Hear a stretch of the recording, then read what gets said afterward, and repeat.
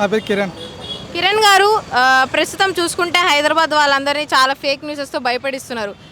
Sounds వస్తున్నాయి అవి ఇవి అని. సో ఫేక్ న్యూసెస్ గురించి మీరు ఏం చెప్తారు? దేనికోసం fake news? Fake news spread చేస్తున్నారు కదా, హైదరాబాద్ అలర్ట్గా ఉండండి, ఫోన్స్ ఎత్తకండి, అది ఇది అని. అదంతా ఉట్టిదేనండి. అంటే మన పర్టికులర్లీగా మన ఆర్మీ అయితే చాలా స్ట్రాంగ్.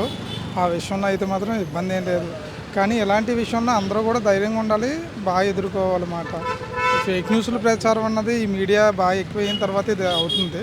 ఇది ఇలాంటి పుకార్లు మాత్రం నమ్మడానికి అయితే లేదు అంతే. ఓకే. అట్లనే మళ్ళీ ఇప్పుడు మనం చూసుకుంటే కనుక చాలామంది పాకిస్తాన్ వాళ్ళు, పిఎం వాళ్ళందరూ పారిపోయారు, అక్కడ నుంచి దాంకుంటున్నారని చెప్తున్నారు. అవి నిజమే అంటారా? అంటే కొంతవరకు నిజం అవ్వచ్చు, మేబీ నిజం కూడా కాకుండా ఉండొచ్చు మాట.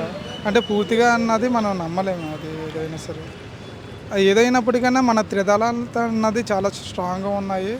అంటే ఆర్మీ అవని, నేవీ అవని, ఎయిర్ ఫోర్స్ అవని, ఏదైనా సరే చాలా స్ట్రాంగ్గా ఉన్నాయి. ఈ విషయంలో అయితే మాత్రం ఇబ్బంది పడడానికి ఏం లేదు. ఇలాంటప్పుడు కొంచెం స్ట్రాంగ్గా ఉండడం బెస్ట్. సో మోడీ గారు అయితే వెంటనే యాక్షన్ తీసుకున్నారు దీని మీద, ఏం ఆలోచించకుండా. సో ఆయన గురించి ఏం చెప్పాలంటే ఏం చెప్తారు? ఆయన భారతదేశానికి ఒక హనుమాన్ అండి ఆయన. అన్నీ కూడా అంటే ఒక మానసికంగా కానీ, తర్వాత శారీరకంగా కానీ, అంటే భారతదేశానికి ఒక వెన్నెముక. ఆయన ఉన్నప్పుడు మనం అంటే ఆయనకి సపోర్టివ్గా ఉండాలి తప్ప ఆయన మనం వెనక్కి స్టెప్ అన్నది వేయకూడదు. మనం అలాగని చెప్పి మనం గాజులు వేసుకొని ఏం లేదు. మన మీద కుట్టడానికి వచ్చినప్పుడు మనం గాజులు వేసుకొని కూర్చున్నట్టుగా మనం ఉండకూడదు. కాబట్టి మనం ఆయన